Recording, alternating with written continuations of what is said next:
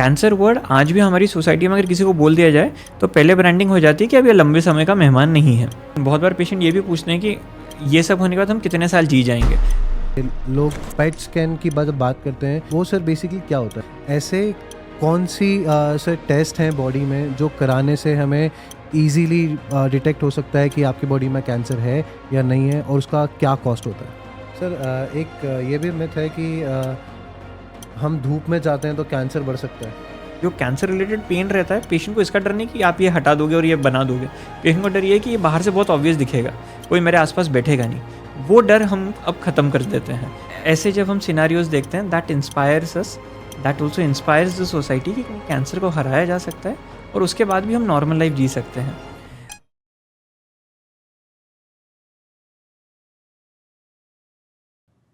नमस्कार दोस्तों, मैं आपका दोस्त अंकित सबरवाल द एक्सट्रीम पॉडकास्ट में आपका स्वागत करता है। आज का ये जो शो हमने आपके लिए रिकॉर्ड किया है, ये आपके लिए बहुत ख़ास और बहुत इम्पॉर्टेंट होने वाला है, बिकॉज़ आज हमारे साथ हैं एक expert oncologist, cancer specialist, oral and head and neck के स्पेशलिस्ट हैं, जिनका काम कैंसर के फील्ड में बहुत कमाल का है। और आज ये एपिसोड में सिर्फ हम मेडिकल चीज़ों के बारे में बात नहीं करेंगे, हम इसके अवेयरनेस के बारे में भी बात करेंगे कि कैंसर में क्या क्या चीज़ें अवेयर होनी चाहिए, जो हमें पता होनी चाहिए। बहुत सारे ऐसे मिथ हैं, फैक्ट्स हैं जो शायद लोगों को पता ही नहीं है कि हमें कैसी कैसी चीज़ों से कैंसर डेवलप हो सकता है, एंड उन चीज़ों पे बात की जाएगी। ओरल हाइजीन कितनी इम्पॉर्टेंट है, कैंसर के डेवलपमेंट में कैसे सिम्टम्स आते हैं, क्या क्या चीज़ें इंपॉर्टेंट है जो बेसिकली प्रिवेंशन के लिए हेल्पफुल रहेगी, एंड इवन क्या क्या कैंसर के ट्रीटमेंट्स हैं आपके सामने।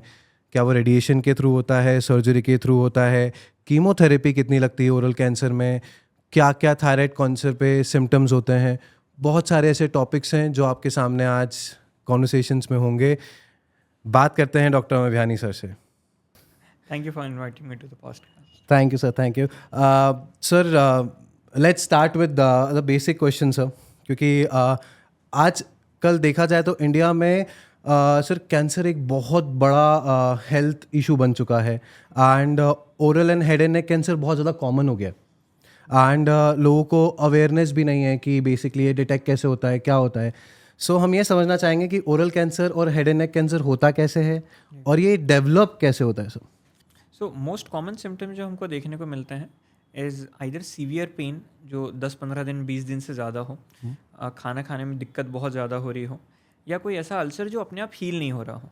हमें नॉर्मल एफ्टस अल्सर जो होते हैं, जो सफ़ेद छोटे छोटे अल्सर रहते हैं, 5-7 दिन 10 दिन रहते हैं, ठीक हो जाते हैं। पर अगर कोई अल्सर 15 दिन से ज़्यादा है, या ऐसा कोई मुंह में गठान या अल्सर हो जिसको टच करने में पेन होता हो, ब्लीड होता हो, ये अलार्मिंग सिम्टम्स रहते हैं। तो या कोई पेशेंट का मुंह कम खुलने लग गया हो सडनली, ऐसे समय आसपास कोई भी डेंटिस्ट, ईएनटी सर्जन, ऑन्कोलॉजिस्ट को दिखाना ज़रूरी है। तो एनी अल्सर और symptom which is not healing for 15 days, हमें तुरंत जाके कंसल्ट लेना चाहिए। भले ही वो हम ईएनटी को दिखाएं या कैंसर डॉक्टर को दिखाएं या डेंटल सर्जन को दिखाएं, बिकॉज सारे ही मेडिकोज ये जानने में तो सक्षम रहते हैं कि ये नॉर्मल अल्सर है या मलिग्नेंट है या डाउटफुल है।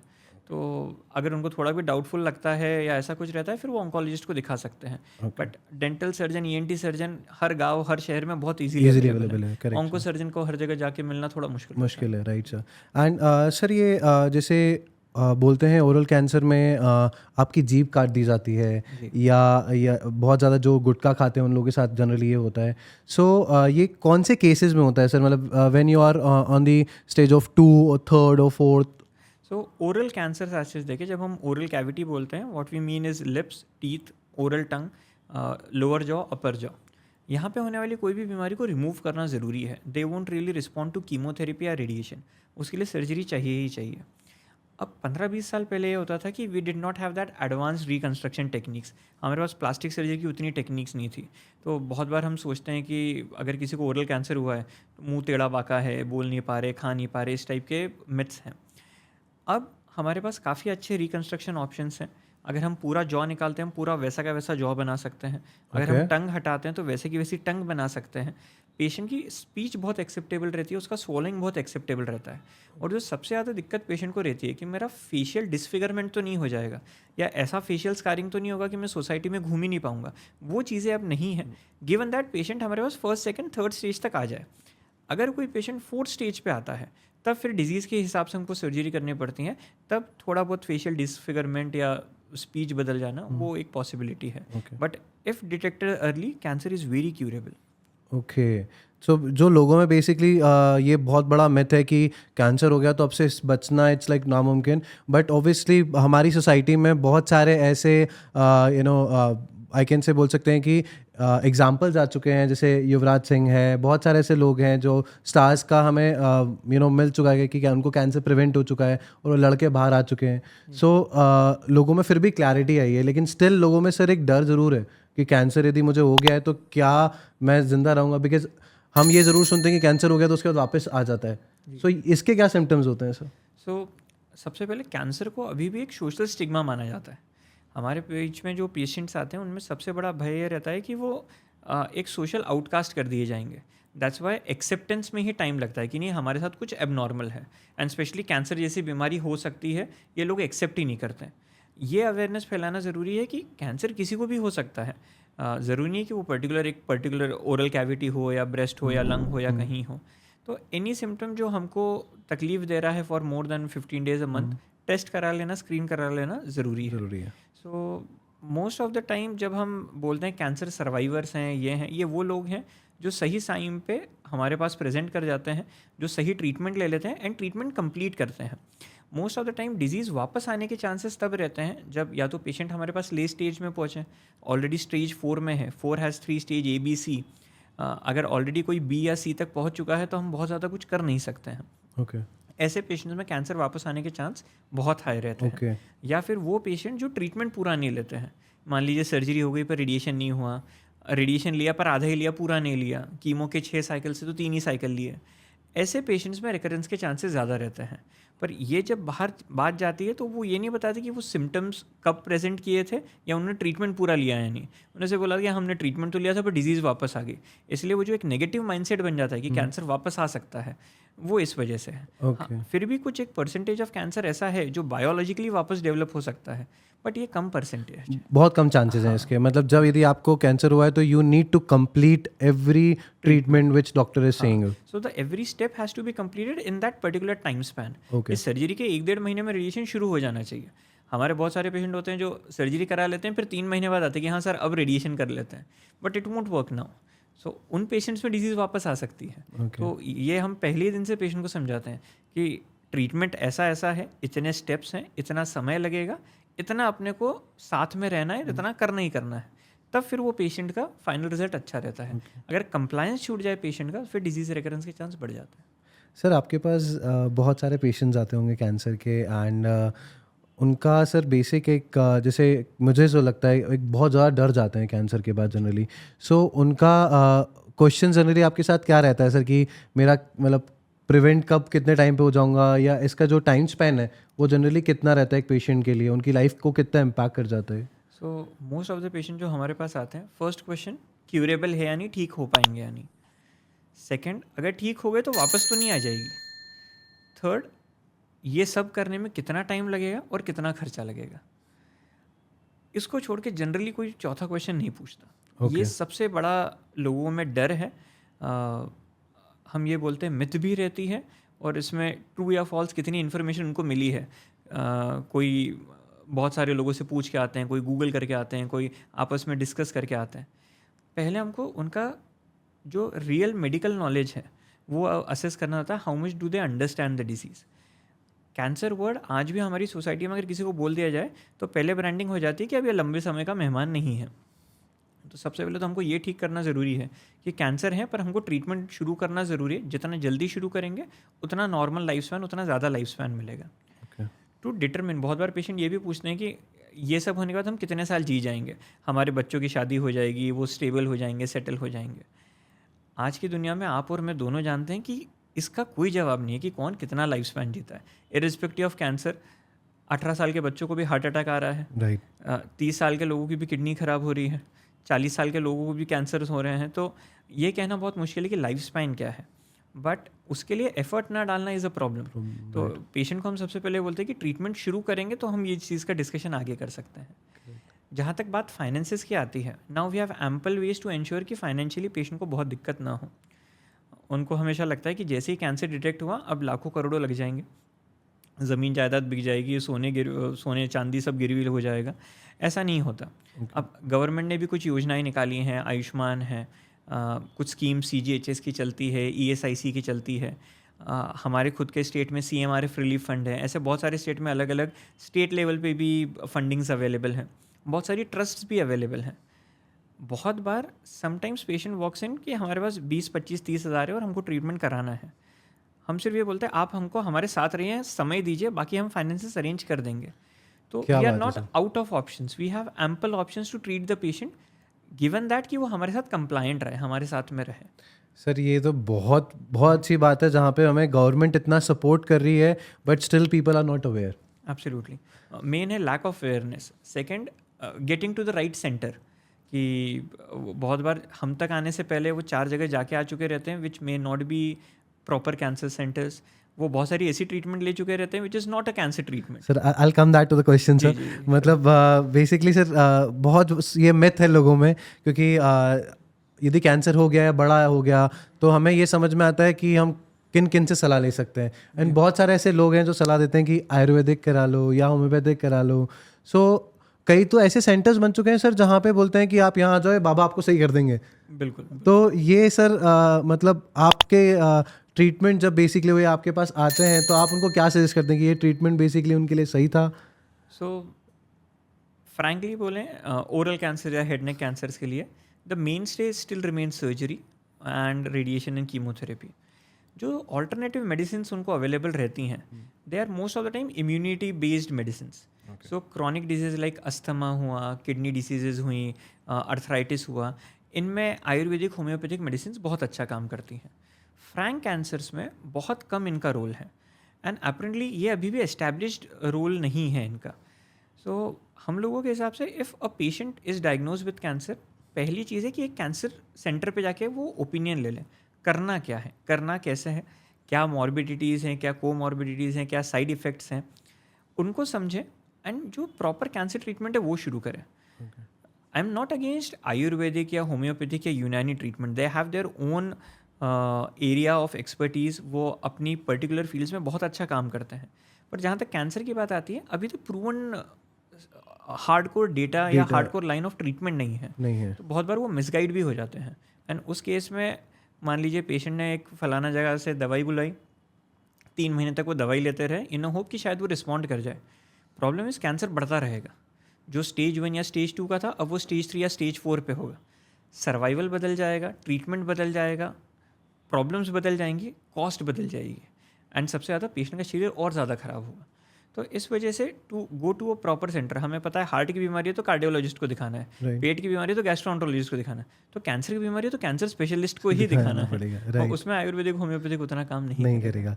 सो बेसिकली सर हम ऑडियंस को क्या कहना चाहेंगे कि either you should go for Ayurvedic और होम्योपैथिक और directly come to the cancer specialist? अगर खुदा न खास्ता आपको डायग्नोज हुआ है कैंसर, तो एक कैंसर सेंटर पे जाके ओपिनियन लेना सबसे ज़्यादा ज़रूरी है। पहले बीमारी को समझना ज़रूरी है, स्टेज को समझना ज़रूरी है, ट्रीटमेंट को समझना ज़रूरी है। ट्रीटमेंट आप क्या लेना चाहें या आपकी चॉइस रहती है, पर जब तक आपको क्लैरिटी नहीं रहेगी करना क्या है, तब तक सिर्फ एक तरफ का रास्ता बंद करके दूसरी तरफ जाना ठीक नहीं है। Very good said sir, because ये अवेयरनेस होना बहुत ज़रूरी है। बिकॉज आजकल ये इतना बड़ा इम्पॉर्टेंट हो गया है लोगों के लिए कि उनका यदि एजुकेशन सही है तो obviously they will go to a right person. Otherwise नहीं तो मिसगाइड होके कहीं ना कहीं अटक के अपनी लाइफ को और ज़्यादा हैम्पर कर लेते हैं सिचुएशन पे। इसमें will really like to appreciate social media in a way कि बिकॉज आजकल यंगस्टर्स आर वेरी इजीली मतलब the social media is easily acceptable to our youngsters, चाहे वो गूगल हो, इंस्टा हो, यूट्यूब हो। मोस्ट ऑफ द टाइम जैसे ही family में इस टाइप का कुछ डायग्नोज होता है, वो सडनली सर्च करते हैं, they look for cancer centres, cancer specialist, cancer treatments. बहुत बार आके हमसे भी कुछ ऐसी ट्रीटमेंट्स ऑप्शन पूछते हैं जो हमको पता है इंडिया में अवेलेबल नहीं है, तो हमको वी नो कि it has come from the web. But इससे अवेयरनेस बढ़ रही है and that's why more and more youngsters are getting their maybe parents, maybe uncles, maybe auntie, grandparents to cancer centers now very frequently. What we had seen earlier maybe 10 years ago, उससे ज़्यादा है. Okay sir, जैसे आपने बड़े लोगों की बात की फैमिलीज़ में, तो ये जो कैंसर है जेनेटिकली भी ट्रांसफ़र होता है सर? बहुत कम कैंसर जेनेटिक रूप में ट्रांसफ़र होते हैं. कुछ थायराइड कैंसर्स रहते हैं, कुछ पार्ट ऑफ ब्रेस्ट कैंसर्स रहते हैं, कुछ ओवेरियन कैंसर्स रहते हैं, कुछ कोलोनिक कैंसर्स रहते हैं. Maybe 10% of each of these are running in to families, but 90% of them don't. And जब भी हमको ऐसा लगता है किसी पेशेंट को ऐसा कैंसर हुआ है जो फैमिली में रन कर सकता है, हम जेनेटिक टेस्टिंग कर लेते हैं. Okay. If we find that gene कि जिस वजह से म्यूटेशंस आए हैं, जिस वजह से कैंसर हुए हैं, फिर हम पूरी फैमिली को चेक करते हैं कि इनमें किसी में तो नहीं है, और अगर किसी में है तो हम सर्जरी कर देते हैं इससे पहले कि कैंसर बने. सो इसलिए आप देखेंगे कुछ हॉलीवुड एक्ट्रेसेस हैं जिन्होंने बायलैटरल मैस्टेक्टमी, ओवेरियन हिस्टेरेक्टमी करा ली बिकॉज उनका वो पर्टिकुलर जीन पॉजिटिव था. Okay. So that's a preventive measure. So it's a good initiative by the people they're doing. Absolutely. Okay. And sir, जैसे हम oral cancer की बात कर रहे हैं, so HPV is a very important factor I believe in the oral cancer. So इसमें सबसे बड़ा एक फैक्टर है सर कि जैसे हम ओरल सेक्स की बात करें, तो ओरल सेक्स यदि हम हमारे पार्टनर के साथ कर रहे हैं, and how we can be insure कि हमें ये ओरल सेक्स करने के बाद हमें वो कैंसर तो नहीं हो जाएगा? So if it's a single partner, हम ऑलवेज टेस्टिंग कर सकते हैं दोनों ही पार्टनर्स की for any HPV positivity. Human papilloma virus को टेस्ट करने के बहुत सारे किट्स अवेलेबल हैं, उसमें कोई दिक्कत नहीं है. बट अगर पार्टनर्स बदल रहे हैं प्लेस एंड टाइम के साथ में, फिर उनको ट्रेस करना बहुत मुश्किल है. अनदर प्रॉब्लम विथ HPV उसका खुद का एक विंडो पीरियड रहता है. इसका मतलब पेशेंट इन्फेक्ट होने से डायग्नोस होने के बीच में काफ़ी महीनों का गैप रहता है. तो अगर कोई पेशेंट या person is HPV negative today, that does not really mean कि वो HPV नेगेटिव ही है. हो सकता है उसमें इन्फेक्शन अभी डेवलप हो रहा है जो डायग्नोस कुछ महीनों बाद होगा. तो ये एक सबसे बड़ा ट्रबल रहता है HPV के साथ में. इस वजह से एक तो ओरल सेक्स अगर अवॉइड किया जा सके, that is the best part. In case नहीं तो अगर सिंगल पार्टनर रहे, you can always have that confidence कि वो HPV पॉजिटिव है या नहीं है. मेडिकल टेस्टिंग किट्स अवेलेबल हैं, उसमें कोई दिक्कत नहीं. ओके. एंड सर, इसमें जो बेसिकली हाइजीन की बात की जाती है, if your partner is maintaining the hygiening, so that's something related to that it will not come. HPV obviously hygiene के साथ HPV होने के चांसेस कम हो जाते हैं, या for that matter any viral या बैक्टीरियल इन्फेक्शन होने के चांसेस कम हो जाते हैं. सो हम जिसको सेक्सुअली ट्रांसमिटेड डिजीज़ बोलते हैं, अगर हाइजीन मेंटेन्ड है तो most of the bacterial diseases, HPV diseases नहीं होती. ओके. सो बेसिकली सर, जैसे बोला जाता है कि कॉन्डम वियर कर लो, एड्स नहीं होगा. एंड सो यहाँ पे जब हम बात करते हैं कि ओरल सेक्स कर रहे हो, तो how you can prevent from the cancer? So first, condom पहन लो तो एड्स नहीं होगा. इसमें भी एक थोड़ा एस्ट्रिक्स आता है, कंडीशन अप्लाइड रहती हैं. 2 to 3% patients can still get ads. So the best thing is, अगर आप एक सिंगल पार्टनर के साथ ही हैं तो आपको एक दूसरे की मेडिकल हिस्ट्री पता है, आपको एक दूसरे पे कॉन्फिडेंस है, ये सारे सेक्सुअल ट्रांसमिटेड डिजीजेज वहीं ख़त्म हो जाती हैं. HPV को प्रिवेंट करने के सेम प्रिकॉशंस हैं जो HIV करने के हैं. The only thing is HIV direct liquid to liquid transmission के साथ होता है. HPV के साथ डायरेक्ट लिक्विड ट्रांसमिशन ज़रूरी नहीं है, वो इवन कॉन्टैक्ट से भी हो जाता है. Okay. So HPV is more communicable. मतलब हम बोलते हैं कि अगर ब्लड या सीमेन या यूरिन अंदर जा रहा है तो उससे HIV हो सकता है. HPV के साथ अगर कोई सिक्रीशंस भी टच हो रहे हैं तो वो ट्रांसमिट हो सकता है. ओके. सो सर, जैसे इसमें तो शायद ये भी एक रिस्क हो सकता है कि if I am kissing the partner, maybe I have the risk to get the symptoms. So yes, अगर कोई ओरली सेक्सुअली एक्टिव है एंड देन फिर किसिंग होता है तो यू आर चेंजिंग सिक्रीशंस, इसमें HIV HPV दोनों होने के चांसेस हैं. बट अगर कोई ओरल सेक्सुअली एक्टिव नहीं है then kissing is not an issue. Okay. HPV के साथ एक और चीज़, हम लोग आजकल जब भी पब्लिक टॉक जाते हैं, कैंप्स जाते हैं, अवेयरनेस जाते हैं, HPV is preventable. HPV related around 13 different types of cancer होते हैं. So gynaec cancers, rectal cancer, skin cancers are known because of HPV. Oral cancers में तो अभी अभी यूरोप में, US में इंक्रीज्ड ट्रेडिशन दिख रहा है. ओके. और मेडिकली हम ये जानते हैं कि जो भी चीज़ यूरोप में या US में आती है 15 साल बाद इंडिया में दिखती है, तो हम अभी से उसके लिए तैयार हैं. So best thing about HPV is हमारे पास उनकी वैक्सीन्स हैं. So we already have in store जो बहुत ईजिली अवेलेबल हैं. पहले ये था कि सिर्फ गर्ल्स को देते थे 15 to 25 के बीच में, क्योंकि उनको सर्विक्स या यूट्रस का कैंसर प्रिवेंट करना रहता था। अब इंटरनेशनल गाइडलाइन है 12 से 25 साल या 12 से 40 साल, depending on the community when do they get socially sexually active. उस पर डिपेंड करता है कि 12 से 40 साल के बीच में every male and female can be given HPV vaccine. इनका साइड इफेक्ट ज़्यादा कुछ नहीं है, ये बहुत इजीली अवेलेबल है, थोड़ा बहुत कॉस्ट है विच इज़ नॉमिनल, 1700-1800 रुपये का आता है। बट अगर इससे 13 टाइप ऑफ कैंसर्स बच सकते हैं तो इट्स बेटर कि हमारे जो कॉलेज स्टूडेंट्स हैं, जो 9th क्लास प्लस स्टूडेंट्स हैं, ये अभी से HPV वैक्सीनेटेड रहें, एटलीस्ट ये रिस्क तो ख़त्म हो जाएगा। Really great sir, I was not aware about it, like so मतलब जहाँ तक मैं समझ पा रहा हूँ सर कि ये शायद लोगों को अवेयर भी नहीं होगा, आई बिलीव कि 18 से 25 साल की एज में यदि आप वैक्सीन ले लेते हैं सो यू कैन प्रिवेंट 12 और 13 types of cancer. Absolutely, which happens due to HPV। All right sir, मेरी एक बार एक ऑडियंस के लिए प्लीज़ ये क्वेश्चन एक बार रिपीट करूँगा कि सर यंगस्टर्स में कौन सी ऐसी एज फैक्टर्स हैं जहाँ पे हम कैंसर से प्रिवेंट कर सकते हैं taking any vaccines? So 12 to 25 years of age, before anyone becomes sexually active, अगर वो HPV वैक्सीन्स ले लेते हैं, फीमेल्स में गायनेक कैंसर्स हैं, मेल्स में रेक्टल कैंसर्स है, स्किन कैंसर्स है, ओरोफेरिंजियल कैंसर्स हैं, ये सब HPV की वजह से होते हैं। तो ऑलरेडी अगर हमारी बॉडी में एंटीबॉडीज डेवलप हो चुकी हैं उस वायरस के अगेंस्ट, तो कैंसर नहीं होता। सो ये 3 डोज रहते हैं जो 2 या 3 महीने के गैप पे दिए जाते हैं। पहला डोज 1 महीना 0 month, next 1 month, may be next 6 months पे। अगर ये वैक्सीनेशन प्रोफाइल पूरा हो जाए तो इस टाइप के कैंसर होने के चांसेस बहुत हद तक ख़त्म हो जाते हैं। So it's one of those cancer related agents which is preventable. Very good sir, very good. And it is really I can say a good thing that people should follow to take the vaccines on time. And ये vaccine बहुत easily available है. Most of the gynecologists have it, most of the pediatricians have it.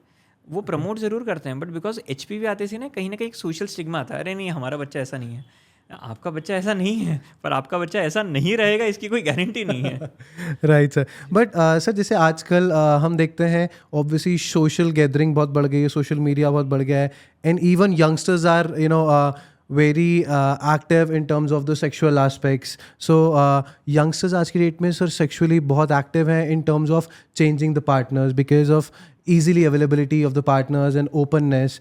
So how you will suggest sir on that cases how they can maintain their oral health to prevent the oral cancer? So still monogamy is a better option than polygamy. Having single partner is always better. Oral health, oral sex के बारे में related obviously genital hygiene and oral hygiene maintain करना ज़रूरी है, cleansing उसकी ज़रूरी है, you avoid a lot of secretions there, but these are kind of the things which will not really prevent HPV transmission. The only way out is either prevent avoid oral sex और get vaccinated even before all this starts, the age of being sexually active arrives. Alright sir. Sir एक question था, जैसे लोगों को myth है कि बहुत ज़्यादा गुटखा खाने से कैंसर हो जाता है, एंड सो लोग बेसिकली ये सोचते हैं कि मुझे ना गांजा पीने से मेरा कैंसर रुक जाएगा, and people have myth about it. So how it is true और नहीं? कोई भी केमिकल हो, मैंने जैसे कहा, कोई भी केमिकल जो म्यूटेशन कॉज करा सके वो कैंसर करा सकता है. सेम चीज़ गांजा एंड marijuana के साथ में. इस टाइप के जितने भी ओपियोइड्स हैं ये उतने फ्रिक्वेंटली कैंसर नहीं कॉज कराते जितने टोबैको कराते हैं, बट ये फिर भी कैंसर कराने में सक्षम है. तो it's not that we are preventing और avoiding cancer, it just may be slightly delaying the cancer. Okay, so ये कहीं ना कहीं सर एक उस कैंसर के कॉज को बढ़ा भी देता है. अगर कंबाइंड इफेक्ट में लिया है कि टोबैको भी ले रहे हैं, marijuana भी ले रहे हैं, ऑब्वियसली उनमें कैंसर होने के चांसेस हायर साइड पे रहते हैं. सो वेस्टर्न वर्ल्ड में ट्राइबल पीपल हैं कुछ जिनमें टोबैको अब्यूज़ एक कल्चरल एक्सेप्टेबल नॉर्म है. सेम चीज़ marijuana या ओपोइड्स के साथ में है. इनमें लंग कैंसर्स एंड लैरिंग्स कैंसर्स के बहुत हाई इंसिडेंसेस रहते हैं. तो ये कंसर्निंग चीज़ रहती है. इट जस्ट कि हमारे यहाँ पे इतनी ईजीली ओपियोइड्स या marijuana अवेलेबल नहीं है, इसलिए हम इसको एक बड़ा फैक्टर नहीं मानते compare to how easily tobacco is available to us. Okay, and sir ये थायराइड कैंसर बेसिकली क्या होता है? सो थायराइड ग्रंथि में कभी कभी बड़े होने के साथ में उसमें कुछ म्यूटेशंस आ जाते हैं और वो कैंसर में परिवर्तित हो जाता है. एपरेंटली थायराइड कैंसर का कोई कारण नहीं है. कुछ थायराइड कैंसर जो फैमिलियल या जेनेटिक हो सकते हैं, but otherwise most of these cancers का कोई डायरेक्ट रीज़न नहीं होता. Okay. तो ओनली थिंग इसकी अगर हमको कभी भी ऐसा लगता है कि नहीं किसी का थायराइड थोड़ा बढ़ा हुआ है या गले में कुछ छोटी गठाने लग रही हैं, हम सोनोग्राफी करके देख लेते हैं, कोई भी डाउट हो रहा है FNAC कर लेते हैं. The best part about thyroid cancer is except for anaplastic variant all of them are curable. Specially जो वेल डिफरेंशिएटेड जिसको हम ग्रुप बोलते हैं, जो 70 to 80% ऑफ थायराइड कैंसर्स होते हैं, they do not impact on life. So अगर किसी को 90 साल जीना है तो 90 साल जिएंगे, उसमें कोई दिक्कत नहीं होती. Another trend we have seen now, हमारे पास बहुत यंग इन द सेंस 18, 19, 20, 21 साल के पेशेंट्स आते हैं थायराइड कैंसर्स के साथ में.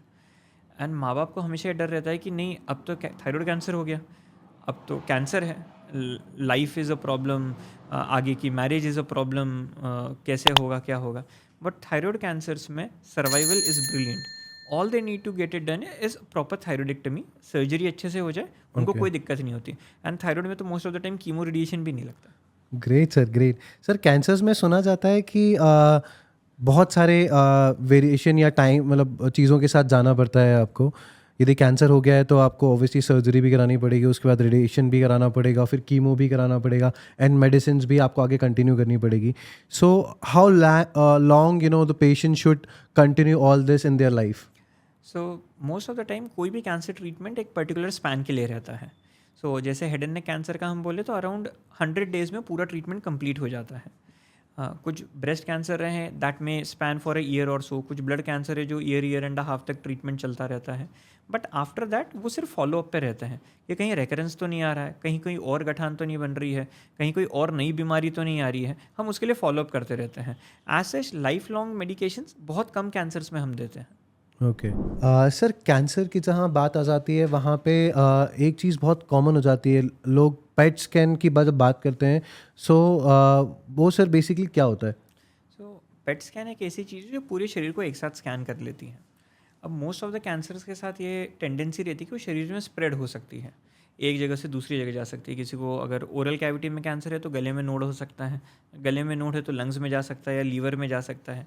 अब अपेरेंटली अगर अलग अलग जगहों पे गया हुआ है तो ट्रीटमेंट एकदम बदल जाता है.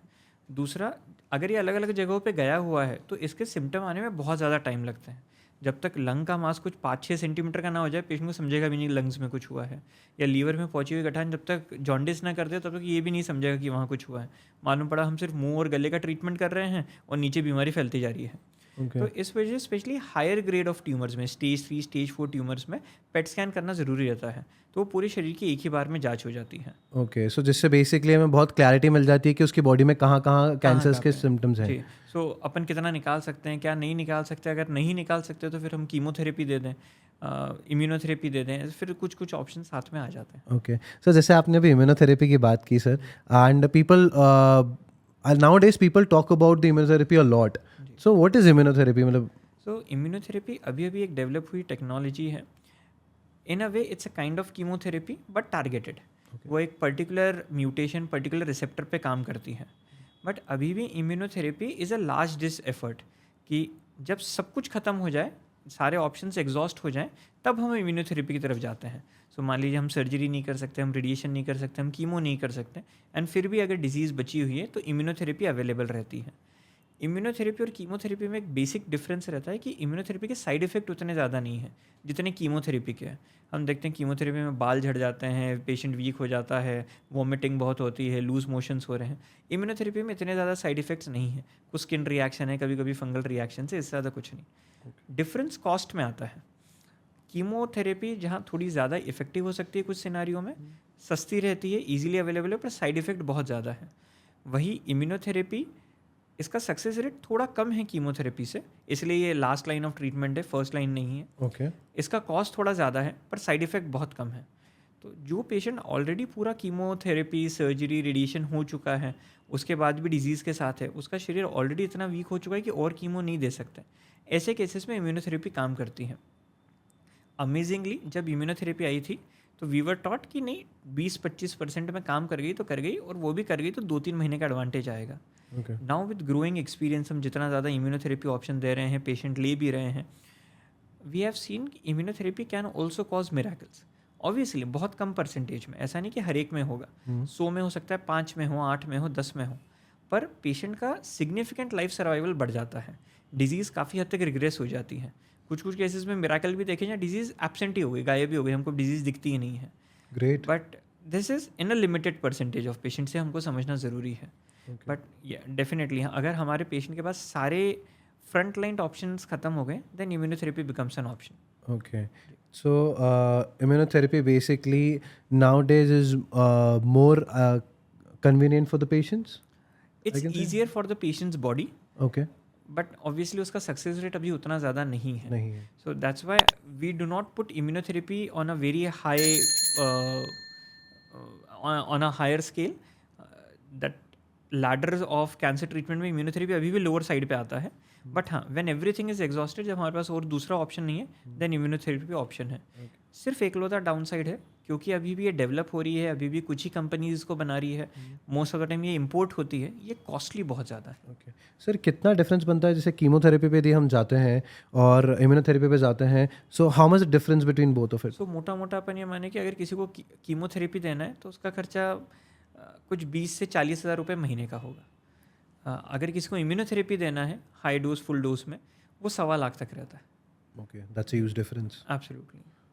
बट उसमें बेसिकली लेकिन आपकी बॉडी के बहुत सारी चीज़ें बट हाँ, उसके साइड इफेक्ट्स कम है। कम है। गिवन दैट वो पर्टिकुलर रिसेप्टर या पर्टिकुलर म्यूटेशन के लिए पॉजिटिव हो पेशेंट, तभी इम्यूनोथेरेपी काम करता है। तो इम्यूनोथेरेपी के साथ अपनी टर्म्स एंड कंडीशंस हैं, बट इन केस अगर पेशेंट रिस्पॉन्ड करते हैं, we have seen miracles, we have seen good results, we have seen extended life.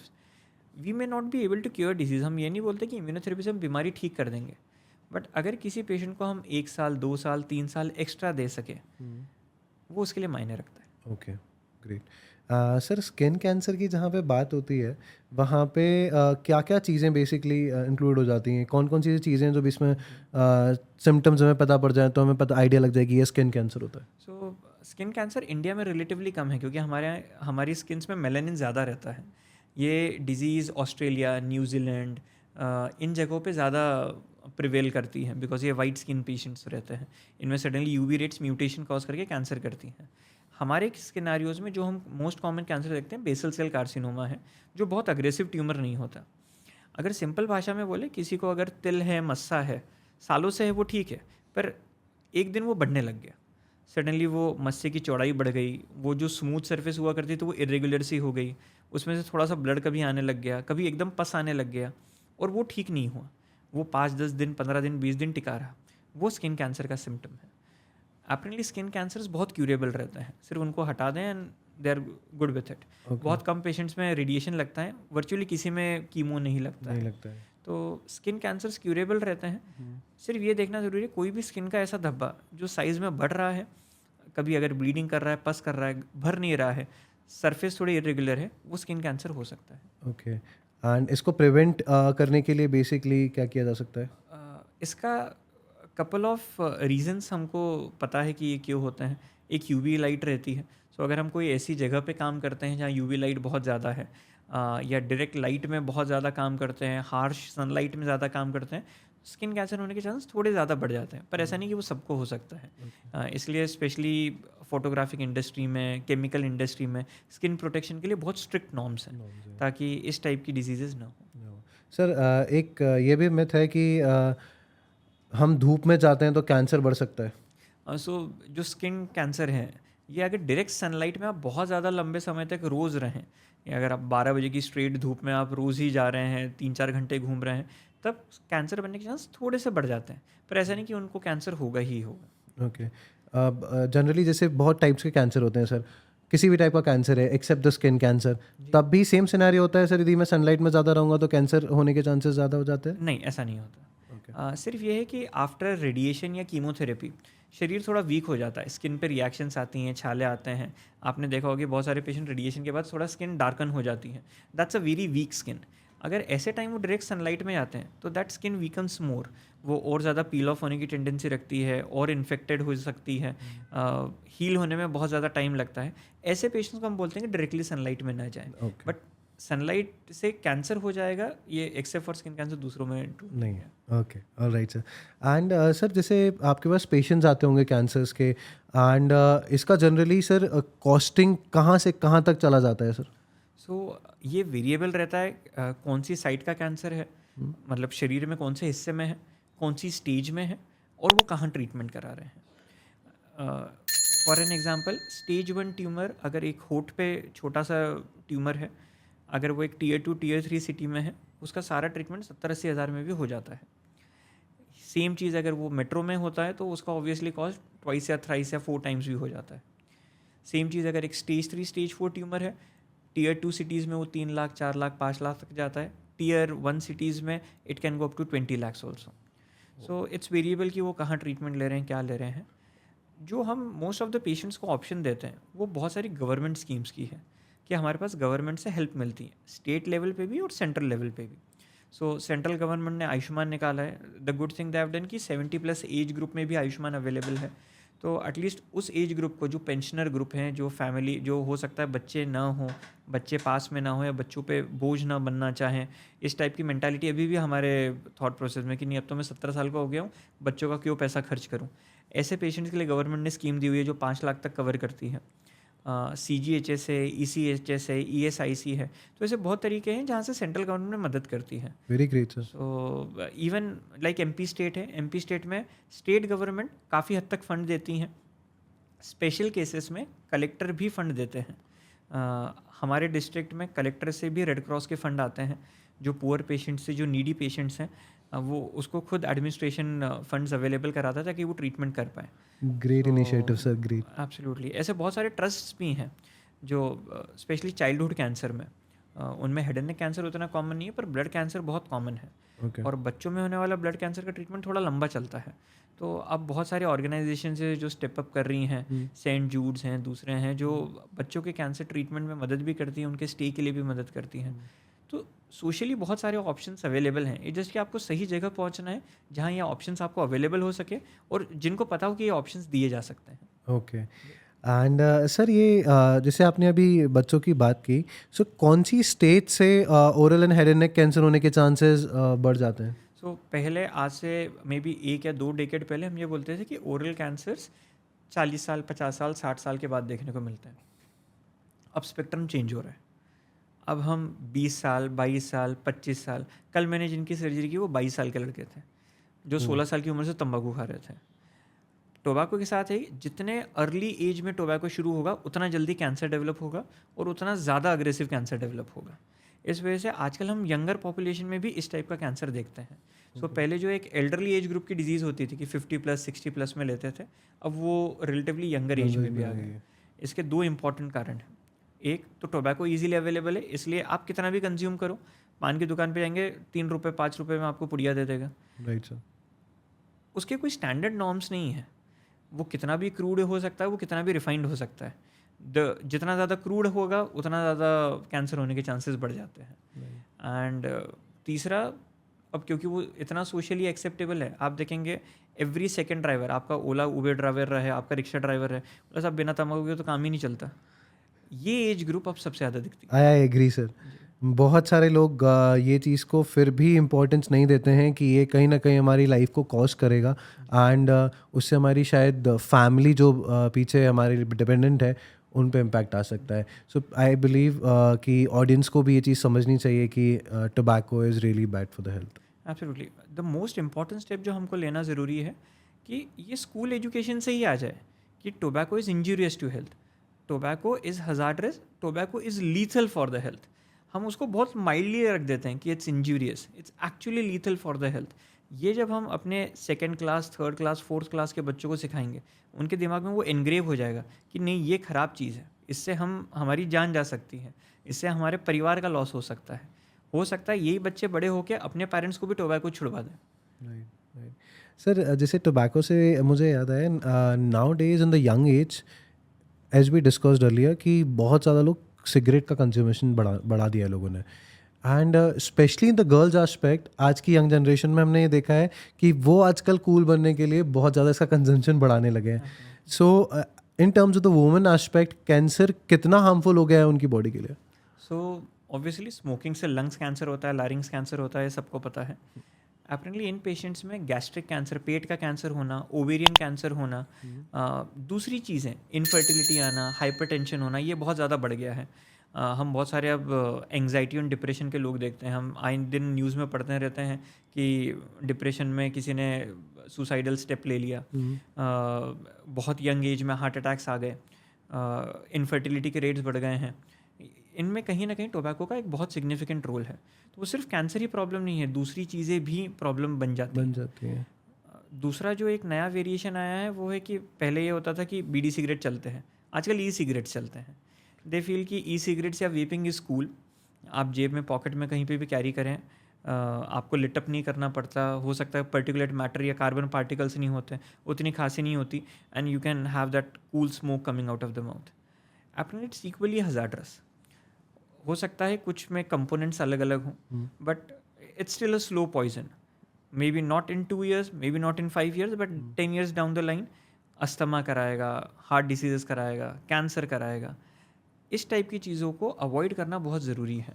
तो जिस वजह से प्रमोट किए जाते हैं कि नहीं आपको आग नहीं लगानी है, कार्बन पार्टिकल नहीं होंगे, आपको वो लाइटर लेके घूमने की ज़रूरत नहीं है, आप कहीं पे भी इजीली स्मोक कर सकते हैं, इसको ख़त्म करना ज़रूरी है। Okay sir, I repeat that question for the audience sir कि जैसे कहा जाता है कहीं ना कहीं सिगरेट नहीं पी रहे हम वो वाइप पी रहे हैं जो आजकल इलेक्ट्रॉनिक बच्चे लेके घूमते रहते हैं, वो हार्मफुल ज़्यादा है या सिगरेट ज़्यादा हार्मफुल है?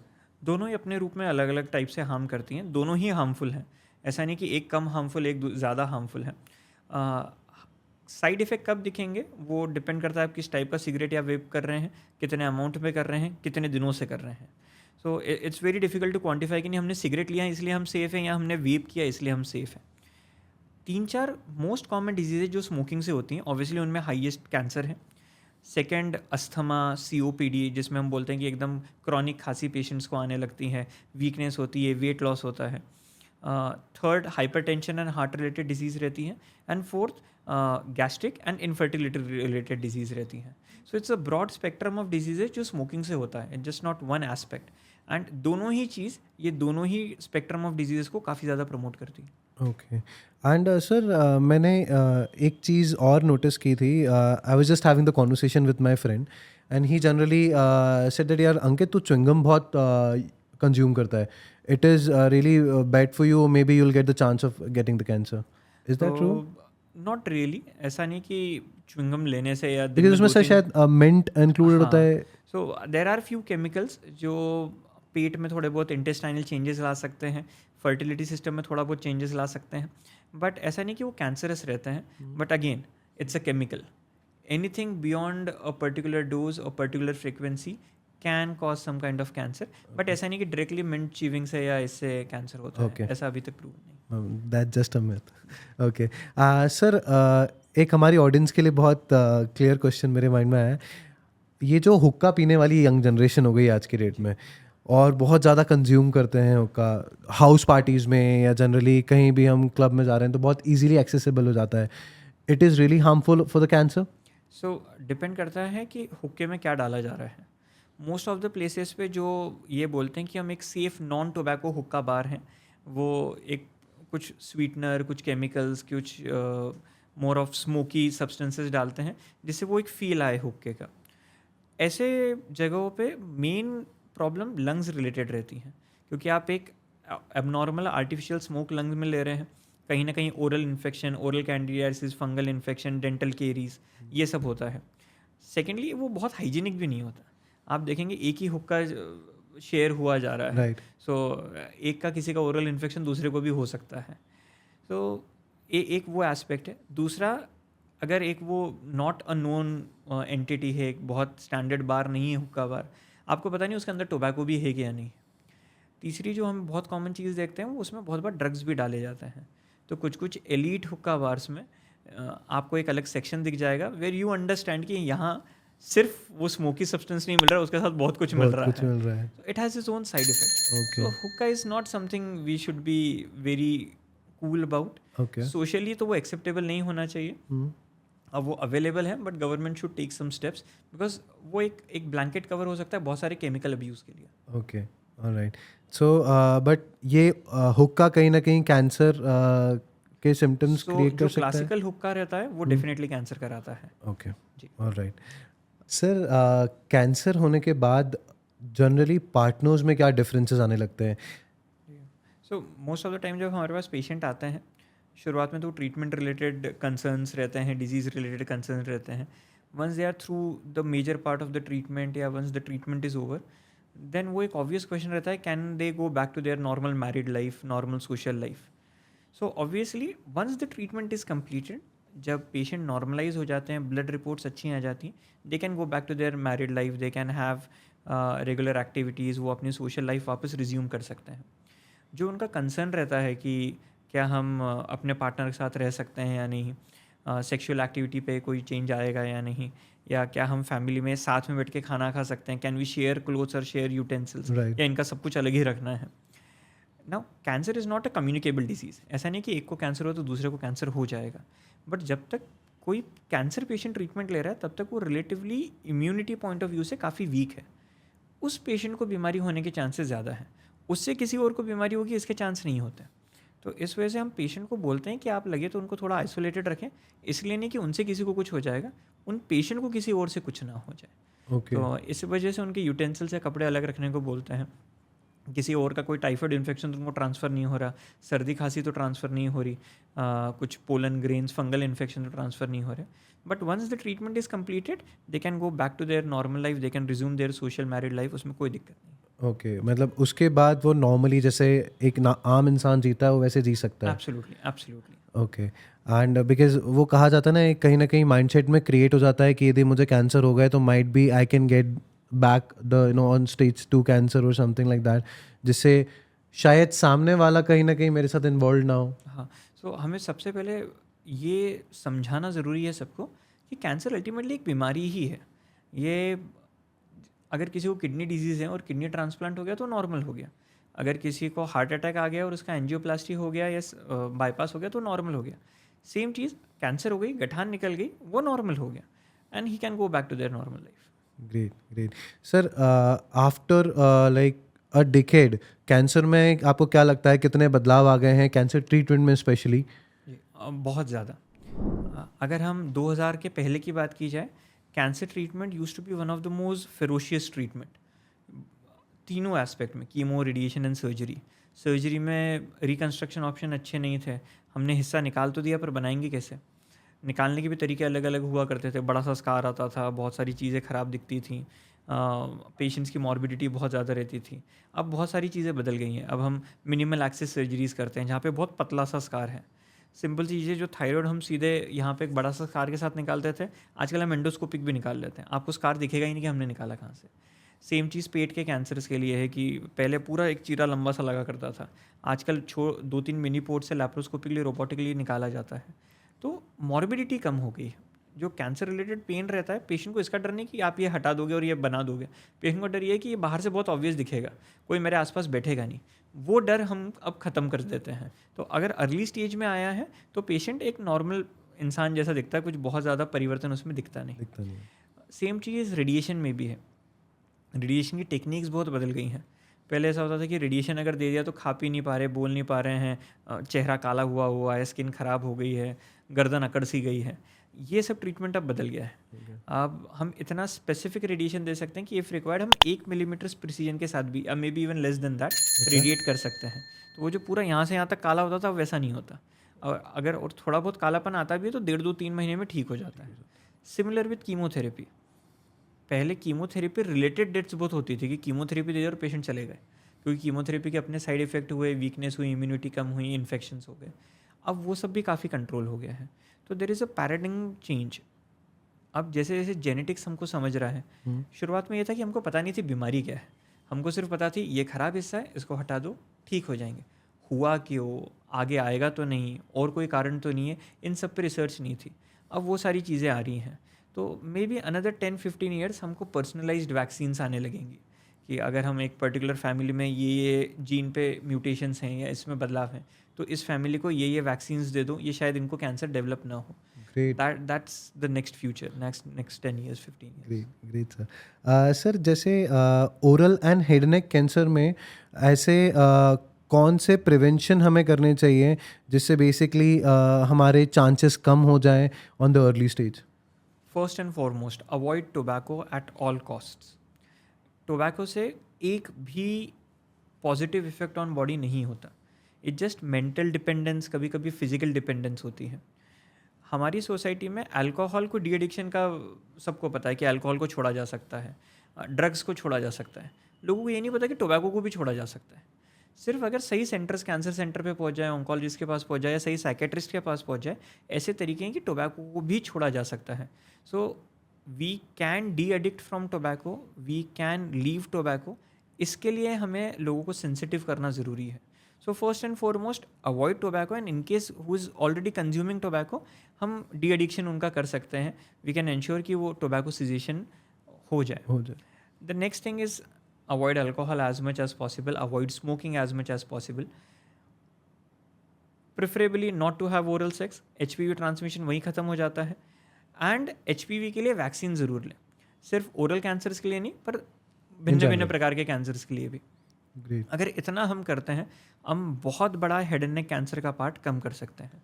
Great. आज की दुनिया में हम कोई भी सेंटर पे जाएं, इंडिया में एटलीस्ट 50 से 60% जो पेशेंट आते हैं वो हेड एंड नेक कैंसर्स के होते हैं. और इन 50 से 60% में से 90 से 95% का कारण तंबाकू एंड अल्कोहल है. अगर हम इतने ही फैक्टर को हटा दें तो हमारा लाइफ बहुत आसान हो जाता है. अल्कोहल कितने कंजम्पशन में लेना चाहिए जिससे हम oral and head and neck cancer को प्रिवेंट कर सकते हैं? सो ऐसा कोई स्टैंडर्ड गाइडलाइन नहीं है, पर इसको समझने के लिए हमें ये समझना जरूरी है कि अल्कोहल आया क्यों ह्यूमन सिविलाइजेशन में. ये नॉर्दर्न कंट्रीज़ में बना हुआ एक केमिकल था. जब ठंड बहुत ज़्यादा होती थी तो बॉडी का मेटाबॉलिक एक्टिविटी थोड़ा इम्प्रूव हो जाए, इसके लिए थोड़ा सिप्स ऑफ अल्कोहल लिए जाते थे.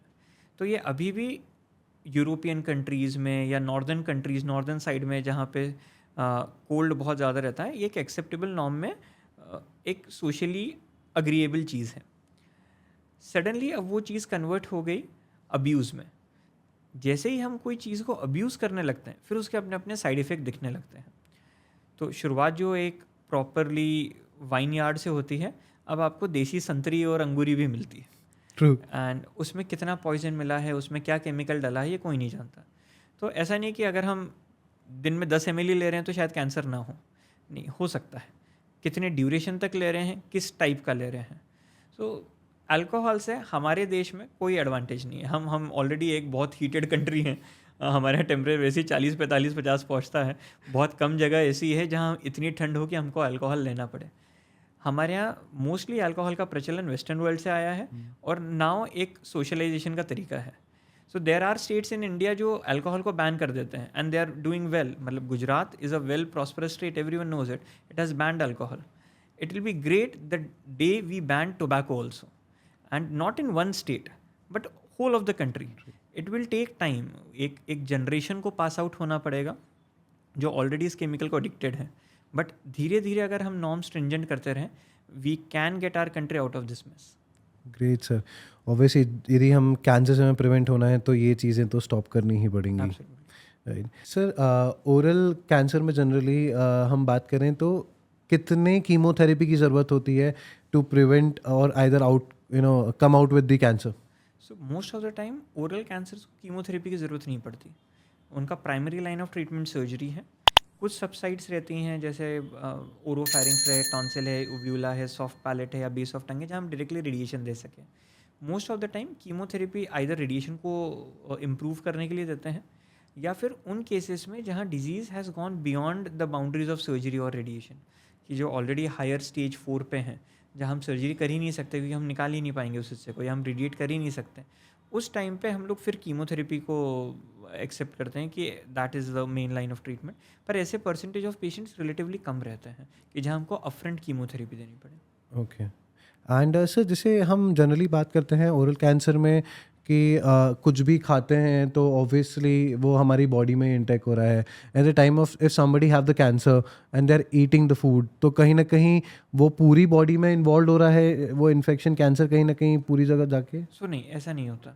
अगर हमारे मुंह के अंदर किसी को कैंसर है तो ऐसा नहीं कि वो खाना खा रहा है तो कैंसर सेल्स पूरे शरीर में जाएंगे, बिकॉज उसके बाद सबसे पहले उनको पेट तक पहुंचना है. पेट में भरपूर एसिड है जो उन सेल्स को ख़त्म कर देता है. सो ऐसा कभी नहीं होगा कि किसी को मुंह का कैंसर है इस वजह से वो कहीं और स्प्रेड हो जाएगा. उल्टा अगर हम पैटर्न देखें तो ओरल कैंसर सबसे ज़्यादा लंग्स और लीवर एंड स्पाइन में जाते हैं, बोन्स में जाते हैं. तो इनका स्प्रेड ब्लड के थ्रू होता है. और ये तभी होता है जब ये हाई ग्रेड ट्यूमर हो या हाई स्टेज पे हो। अगर हमारे पेशेंट्स थोड़े अर्ली स्टेज में आ जाए तो इस टाइप के मेटास्टेसिस होने से रोके जा सकते हैं। स्टेज 3 स्टेज 4 में इस टाइप का मेटास्टेसिस होने का रेट 30 to 40% रहता है। इस वजह से हमको पेट स्कैन करना ज़रूरी है और इनको कांस्टेंट स्क्रीनिंग में रखना ज़रूरी है। ओके सर, एक क्वेश्चन याद आया सर। मेरा जनरली एक फ्रेंड था, he was talking about me about his tumour. So her tumour cancer होता है? नहीं, सो ट्यूमर दो प्रकार के रहता है। ट्यूमर मतलब एक गठान को हम बोलते हैं, कोई भी एबनॉर्मल गठान इज कॉल्ड ट्यूमर। अब वो बिनाइन भी हो सकती है, इसका मतलब वो बढ़ेगी नहीं, फैलेगी नहीं, धीरे धीरे साइज में थोड़ी बहुत इंक्रीज होती है। एंड एक होता है malignant which is cancerous. So not that everyone who has a tumour is a cancer. Tumour normal भी हो सकते हैं, बिनाइन ट्यूमर्स भी होते हैं। Okay, alright sir. आपकी ऐसी आज तक की कौन से पेशेंट की हिस्ट्री है जिसने बेसिकली कैंसर से आउटकम बहुत स्ट्रांगली किया है और you really have the inspiration और get the motivational from the patient कि ऐसे पेशेंट्स को आज की डेट में स्ट्रेंथ होनी चाहिए? So, thankfully, we have lot of patients who have beat cancer. हमारे एटलीस्ट 70 to 80 ऐसे % ऑफ पेशेंट्स ऐसे रहते हैं वो are out of cancer who survive well. 20% cancers किसी में आ सकते हैं या कोई नई साइट पे आ सकते हैं जिनमें फिर भी काफ़ी क्यूरेबल रहते हैं। 5 to 8% ऑफ कैंसर्स हम ऐसे पेशेंट्स होते हैं जहाँ हम डिजीज़ को ट्रीट ना कर पाएँ या ऐसे रिकरेंसेस हों जहाँ पे death is the final stage. So बहुत सारे ऐसे पेशेंट्स हमने देखे हैं who are out of their will power. I'll tell you a couple of stories and they were the kind of patients which we felt कि हम treat ज़रूर कर रहे हैं but this will end their social and professional life. There was a lawyer from Jaipur, उनको larynx में voice box में cancer था, हायर स्टेज पे स्टेज 4 पे था। वो काफ़ी इंडिया घूमे ये ढूंढते हुए कि बिना सर्जरी के ठीक हो सकते हैं कि नहीं, क्योंकि था तो वॉइस बॉक्स में। अब अगर वो वॉइस बॉक्स का ट्यूमर निकाल दिया जाए तो वॉइस ही चली जाएगी। अब वो फिर लॉयरशिप ख़त्म, करियर ख़त्म, प्रोफेशनल लाइफ ख़त्म। Because of the advancement in medical technology वो ऑपरेट भी हुए, ऑपरेट होके वहाँ पे आर्टिफिशियल प्रोसेसेस भी लगा एंड वो अभी भी कोर्ट जाते हैं, केस लड़ते हैं, जीत के आते हैं and that's the real victory for us. क्या बात है सर, वेरी गुड। ऐसे जब हम सिनारियोज देखते हैं that inspires us, that also inspires the society कि कैंसर को हराया जा सकता है और उसके बाद भी हम नॉर्मल लाइफ जी सकते हैं। देयर वाज अनदर पेशेंट जो कोंकण एरिया में थे, उनको टंग पे कैंसर था, स्टेज 4 ऑब्वियसली, तकरीबन पूरी टंग हटानी थी। वो शिप चलाते हैं वहाँ पे कि बट उनका काम वही रहता था कि मोस्ट ऑफ द टाइम वो जो शिप्स एंड कैरावैंस रहते हैं उस पर रहते हैं, तो बोलना ज़रूरी था। हमने अपफ्रंट काउंसलिंग की कि ये सब करने के बाद सबसे अच्छा भी हम कर दें तब भी आपकी स्पीच सिग्निफिकेंटली हैम्पर होगी। एंड ही वाज लाइक कि आपको जो करना है करो, मुझे जो करना है मैं करूँगा। After the whole treatment we had removed 70% of his tongue. पूरा नेक डिसेक्शन हुआ, उसके बाद में फिर रेडिएशन हुआ, रेडिएशन के साथ कीमो हुआ। After 1 year he went back to his professional life. वो जहाँ 3 या 4 शिफ्ट चलाता था अब उसके पास एक पूरी फ्लीट डेवलप हो गई इन कपल ऑफ ईयर्स। और एक दिन he didn't follow up with us, which is not a good thing, they should follow up with us. He came back after 3-4 years and फिर सडनली देख के we were amazed कि अरे you are doing good, आप अच्छे से बोल भी रहे हैं, सब कर रहे हैं, like come with me. He invited us to his fleets and वहाँ पे उन्होंने खुद खाना बनाया, परोसा और हमारे साथ बैठ के खाना भी खाया। वो एक ऐसा क्षण था जब हमको लगा कि it's really worth taking such big risk, doing such big surgeries and इसके बाद भी हम सर्वाइवल अच्छा दे सकते हैं। शायद इसलिए बोलते हैं कि डॉक्टर भगवान होते हैं। नहीं ऐसा नहीं होता, सिर्फ भगवान हमको ट्रेन कर देते कि क्या करना क्या है। नहीं sir, because obviously cancer is a big disease in the world, specially in the India. क्योंकि ऑब्वियसली जैसे हमने बात की थी स्टार्टिंग में कि oral cancer it's very common nowadays in India and ये इतना ज़्यादा स्प्रेड होता जा रहा है and people are really not aware. So जब हम डॉक्टर के पास जाते हैं और कैंसर हमें हो चुका है तो obviously it's a big part that we are scared of. But आप जैसे ही डॉक्टर्स हैं जो शायद सर्जरीज और ट्रीटमेंट के बाद उन्हें ठीक कर देते हैं, they are really doing good in their life. So another message we want to give to the society is they should do screening camps. जो उनका रेगुलर स्क्रीनिंग होता है आजकल, बिकॉज बहुत सारे मेडिक्लेम्स है तो हेल्थ चेकअप एनुअली बहुत इजीली अवेलेबल हो जाते हैं, बट मेनी अ टाइम्स बहुत सारे लोग do not undergo this kind of health checkups या regular health checkups. So after age of 40-45 हम सबको बोलते हैं कुछ बेसिक टेस्ट रहते हैं, कुछ सिंपल सोनोग्राफी एंड एक्सरेज रहते हैं जो हमको करा लेने चाहिए, चाहे मेल हो या फीमेल हो. फीमेल्स के लिए कुछ पर्टिकुलर ग्रुप ऑफ कैंसर्स के लिए, मेल्स के लिए कुछ पर्टिकुलर ग्रुप ऑफ कैंसर्स के लिए एनुअल स्क्रीनिंग चेक्स होने चाहिए. एडवांटेज ये रहता है कि कभी खुदा ना खास्ता कोई ऐसा चेंज शरीर में आ गया, इससे पहले कि वो बढ़ जाए, हायर स्टेज में आ जाए, एटलीस्ट हम पकड़ लें. And then there is something called pre malignant stage, मतलब कैंसर से बनने की पहले की स्टेज. अगर हम कैंसर को बनने ही ना दें तो इतनी सारी लड़ाई लड़ने की ज़रूरत नहीं है, हम लड़ाई पहले ही जीत चुके होंगे. क्या बात है सर. मतलब आई बिलीव जैसे हम अपना normal blood test, blood checkup कराते हैं, बस वैसे ही हम एक नॉर्मल स्क्रीनिंग टेस्ट करा सकते हैं. एब्सोल्युटली. सिर्फ पेशेंट जाते हैं, सिंपल ब्लड टेस्ट करते हैं, एक एक्सरे होता है, सोनोग्राफी होता है, दैट्स इट. 1 घंटे का भी काम नहीं है, but at least we have screened our body कि हाँ सब कुछ नॉर्मल है, सब कुछ ठीक है. और इससे पहले कि कुछ बहुत ज़्यादा टेंशन वाली चीज़ शरीर में बन जाए, उसके पहले वो शरीर से निकल जाए वो ज़्यादा. Okay sir, I will repeat that question for the audience. ऐसे कौन सी सर टेस्ट हैं बॉडी में जो कराने से हमें इजीली डिटेक्ट हो सकता है कि आपकी बॉडी में कैंसर है या नहीं है, और उसका क्या कॉस्ट होता है? सो स्क्रीनिंग टेस्ट बहुत इजीली अवेलेबल हैं आजकल. हर हॉस्पिटल, हर सेंटर, हर सिटीज़ में स्क्रीनिंग टेस्ट होते हैं. एवरी डायग्नोस्टिक लैब के पास ये पैकेजेस इजीली अवेलेबल रहते हैं. Tier 3, Tier 4 सिटीज़ में भी ये मिल जाते हैं. बहुत ज़्यादा कॉस्टली नहीं है. हम सिंपली माने this can range from 3,000 rupees to up to 7,000 rupees. इतने में तकरीबन सारे स्क्रीनिंग टेस्ट हो जाते हैं. कुछ ब्लड टेस्ट होते हैं सिंपल नॉर्मल, जैसे अपन ब्लड लेते हैं वैसा ब्लड टेस्ट वो कर लेते हैं. प्रोस्टेट का ब्लड टेस्ट हुआ, ओवरी रिलेटेड ब्लड टेस्ट हुए, थायराइड रिलेटेड ब्लड टेस्ट हुए, ये चेकअप हो जाते हैं. कुछ सोनोग्राफीज़ रहती हैं, पेट का सोनोग्राफी रहे. कुछ एक्सरेज हो जाते हैं, चाहे लंग्स का हो या ब्रेस्ट का हो, ये एक्सरे हो जाते हैं. एंड सिंपल एग्जामिनेशन रहता है, लाइक ओरल एग्जामिनेशन रहे, लिम्स का एग्जामिनेशन रहे, स्किन का एग्जामिनेशन रहे. The whole process hardly takes 1 hour, 1.5 hour. पर हर साल अगर हम अपने शरीर को 1-1.25 घंटा दे दें चेकअप के लिए तो हम एक बहुत बड़ी बीमारी से बचा जा सकता है. Great sir. ये चीज़ शायद अब मैं भी फॉलो करना स्टार्ट करूँगा सर. सर ऐसी कौन सी आप स्टोरी बताना चाहेंगे हमारे ऑडियंस को जिसमें पेशेंट्स को बेसिकली एक टाइम पे आपने एजुकेट किया पर उन्होंने उस चीज़ को फॉलो नहीं किया and that will lead to death? So most of our patients, virtually all of our patients, surgery होने के बाद, रेडिएशन होने के बाद, कीमो होने के बाद हम बोलते हैं कि अब we have to stop tobacco, stop alcohol. सबसे पहले एडिक्शंस छूटने चाहिए, इनको वापस शुरू नहीं होना चाहिए. वन ऑफ द रीजंस की डिजीज़ रेकर होती है कि पेशेंट फिर टोबैको या सुपारी या अल्कोहल लेने लग जाते हैं. So that's one thing we tell them. हमारे बहुत सारे ऐसे पेशेंट होते हैं जो 4 साल, 5 साल, 6 साल बाद, बिकॉज अब उनको लगता है कि हाँ अब तो 5-6 साल हो गए, अब सब ठीक रहेगा, they again start taking tobacco. And frankly once in a month we get that kind of patient जो सालों तक बहुत अच्छे रहे, फिर इच्छा हुई कि दोस्तों ने थोड़ा तंबाकू लिया, थोड़ा बीड़ी सिगरेट लिया, उन्होंने भी ले लिया, और फिर वो कब एक बार की गलती एक फिर से आदत बन गई और वो आदत कब बीमारी बन गई, ये ट्रांजिशन कभी नहीं समझता. एंड जब भी सेकेंड टाइम या थर्ड टाइम इस वजह से डिजीज़ वापस आती है, कोई एडिक्शन शुरू हुए, वो हमेशा अग्रेसिव डिजीज़ रहती है. एंड फिर उसका ट्रीटमेंट बहुत कॉम्प्लिकेटेड रहता है. Many times we lose also the patient.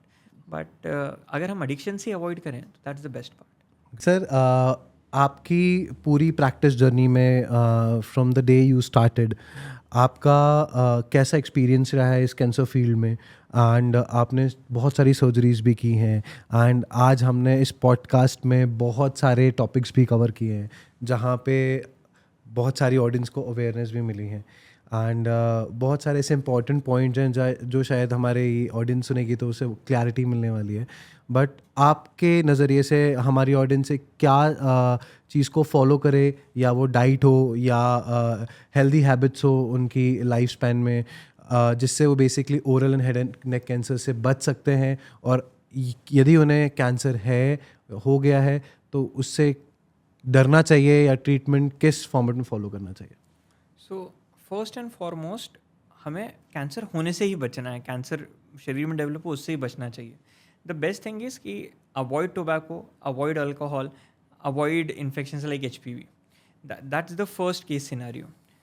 Just in case अगर कभी किसी को कोई डिजीज़ होती भी है, we should be very keen कि अगर हमारे शरीर में कोई भी एबनॉर्मल चीज़ है which is been there for 2 weeks और मोर, हमें जाके तुरंत चेकअप कराना चाहिए, हमें उसे लिंगर ऑन नहीं करना चाहिए। मोस्ट ऑफ द टाइम्स हम बहुत सारी चीज़ें अवॉइड करते हैं कि नहीं दवाई से हो जाएगा, अपने आप हो जाएगा, टिल देन डिजीज़ बढ़ चुकी रहती है। सो एनी एबनॉर्मलिटी जो 2 हफ्ते से ज़्यादा है, टेक अ कंसल्ट किसी भी मेडिकल से, चाहे डेंटल हो, मेडिको हो, जनरल प्रैक्टिशनर हो, ENT हो, सर्जन हो, एटलीस्ट वो ओपिनियन हो जाएगा तो दे नो कि ये नॉर्मल है, एबनॉर्मल है, और उसके लिए करना क्या है। राइट। थर्ड, इन केस अगर किसी को डिजीज़ हो जाती है, चाहे वो कैंसर हो या कोई भी बीमारी हो, गो टू द स्पेशलिस्ट। आपको पता है कैंसर है तो कैंसर स्पेशलिस्ट, पेट का हो तो पेट का स्पेशलिस्ट, किडनी हो तो kidney specialist. Go to the right person, take multiple opinions, ताकि आपको क्लैरिटी आए आपको आगे क्या करना चाहिए। Last, be compliant to the treatment. जहाँ पे भी ट्रीटमेंट शुरू करें, जो भी ट्रीटमेंट शुरू करें, उस ट्रीटमेंट को कंप्लीट करें, आधा अधूरा ना छोड़ें। एक बार कंप्लीट किए हुए ट्रीटमेंट के बाद success rate in dangerous disease, चाहे कैंसर की बीमारी हो, हार्ट की बीमारी हो, इनमें भी सक्सेस रेट बहुत हाई रहते हैं। Last and most important point, cancer is curable if detected early, if not neglected, if not negligent, it can be cured. It just कि हमें सही समय पे सही जगह पहुंचना है। क्या बात है sir, well said sir. Thank you so much sir आप का इस शो में आने के लिए और हमारी ऑडियंस को सही राह पे लेके जाने के लिए और अवेयर करने के लिए। I am really thankful to you sir. Thank you. Thank you so much sir. Thanks.